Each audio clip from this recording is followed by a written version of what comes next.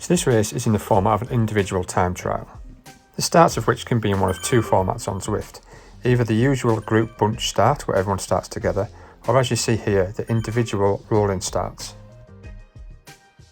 All the riders line up on these travelators and then move forward row by row, and each rider is released at roughly 1 second intervals. To get the best possible start, again you want to start ramping your power up 5 or 6 seconds before you're due to start. In this start type you will be given a boost up to I believe 20 miles an hour from the release on the travelator right through to the start line. And once you cross the start line, you're down to being under your own power again. So this time trial was on the Tempest Fugit route, which is very flat. There's very little hills, apart from the odd little gradient to raise up and down. There's not a lot of action per se to see in this video, but as usual I'll talk you through my mindsets and strategies as the race goes on. So this race was to be 19.7 kilometres, 12.5 miles, which I estimated would take me just under half an hour. With that in mind, I worked out I want to be riding at round about my FTP, maybe just slightly over. The goal average power for this race was going to be somewhere between 280 and 290 watts. With it being a time trial race, there's no benefit of drafting anybody around you.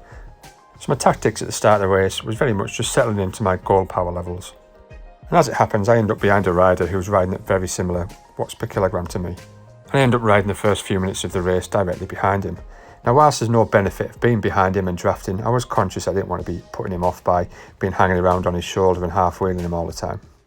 So after coming up to 5 minutes of the race, I decided that I would at least take a turn on the front, as it were. But this chap didn't seem to stay on my wheel and I didn't seem to see him much till the end of the race. So coming up now to the halfway point of the race, and I've pretty much just tried to hold my target range of power so far. I had my Garmin on my bike recording the power from my power meter, and this was showing me an average power, so I could see all the way throughout the race what I'd been holding as an average overall. In this type of race, Zwift also gives you some breakdowns of sectors and the power you've held for each sector, so you could see that if you didn't have a power meter.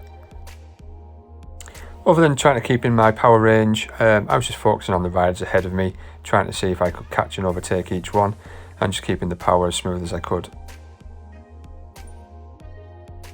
So personally, a really flat course doesn't suit my preferences. I much prefer and seem to ride better on a lumpy course.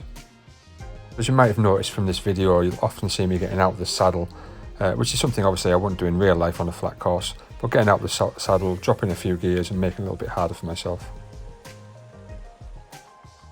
So as with real life, it always pays that if you can know the course as well as possible beforehand, you'll get benefits from it. And even though I knew this course was 19.7 kilometres long, I got tricked a bit with the mind here at this point. I could see the little finish flag and I knew that this route normally finishes under this archway, so I'd put a big effort in coming up to the final few hundred metres to hit this point. However, the course did continue for another 2 kilometres after this, and which I had to kind of recover myself a little bit for the actual final finish.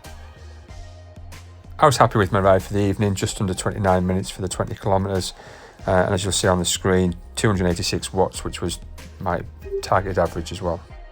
Thanks for watching, and if you have any questions, leave them in the comments below.